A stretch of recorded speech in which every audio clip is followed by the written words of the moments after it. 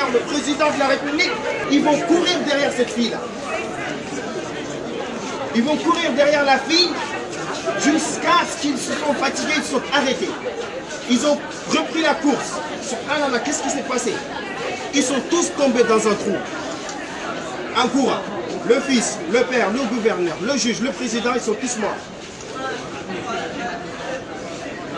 Vous savez, ça veut dire quoi ça? C'est une anecdote.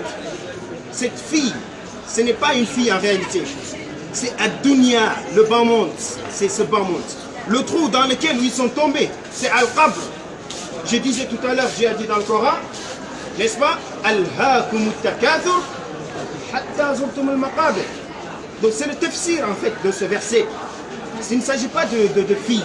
Cette fille, cette belle fille que tout le monde veut épouser, c'est le bas monde. Ad-Dunya, c'est l'argent, c'est le succès, c'est le pouvoir. Et on va continuer à courir derrière cette fille-là qui est Ad-Dunya jusqu'à ce que la mort nous trouve. Attention les gars, attention mes soeurs. On peut, bien sûr, comme l'a dit Allah subhanahu wa ta'ala, وَلَا تَنْسَى نَصِيبَكَ مِنَ الدُّنْيَا, c'est vrai. Et n'oublie pas ta part de subsistance, tu dois aller travailler, tu dois aller chercher ta nourriture. Mais il ne faut pas que cette recherche te conduise à la perte. Comme le dit Allah, c'est là le danger. Le fait de suivre, de courir derrière l'argent. Tu oublies la prière, tu oublies tes adorations. Comme le dit le Coran,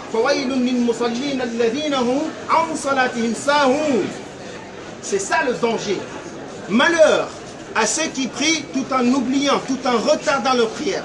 C'est-à-dire, il va falloir que je suive le cours pour faire la prière. Il va falloir que je regarde un tel film pour faire la prière. Il va falloir que je termine mes affaires mondaines pour faire la prière. C'est là le danger. C'est là le danger. Le danger, c'est quoi? C'est que quand les passions, les ambitions, nos affaires personnelles, nos affaires de ce bas monde prennent le dessus. Quand la prière devient une affaire secondaire. Le prophète ﷺ disait, Ya Bilal, arihna biha, subhanallah, apaise notre cœur avec la prière. La prière est un apaisement.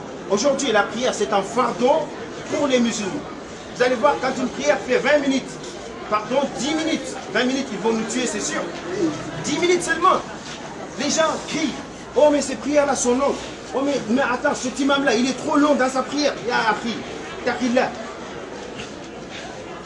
Vous voyez, c'est pour cela que notre vie, elle est pleine de gênes, elle est pleine de difficultés.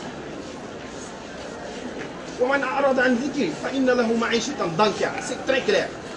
C'est celui qui se détourne de cette religion, de ce rappel, eh bien Allah subhanahu wa ta'ala va lui donner une vie pleine de gênes, une vie de difficultés. C'est dans ce sens-là. Quand on pense que la prière est un fardeau, quand on pense que tel imam est trop long dans cette prière, mes chers frères,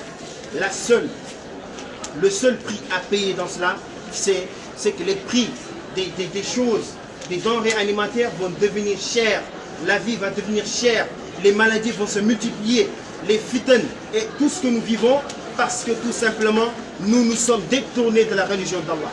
Nous pensons que la prière est un fardeau alors que la prière est une lumière. Allah dit Inna salata tanha anil fahsha'i wal munkar. C'est la réalité, Dieu ne ment pas, c'est Dieu qui parle, c'est lui qui dit la vérité. Donc la prière doit nous purifier. La prière ne peut pas être un fardeau. C'est pour cela qu'aujourd'hui notre vie, elle est pleine de difficultés. Elle est difficile. Pourquoi? Parce que les musulmans, quand il s'agit, ces taximans qui nous servent ici, 4 personnes derrière, 2 personnes devant, comme des marchandises, personne ne bronche.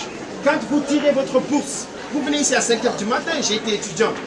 On venait ici à 5 h du matin pour retirer une misérable bourse de 8500. Personne ne bronche. Mais pourquoi quand il s'agit de la prière, les gens y crient? Pourquoi quand il s'agit de sortir de la zakat, les gens disent non mais c'est trop? Alors que ça c'est Allah subhanahu wa ta'ala qui te l'a donné.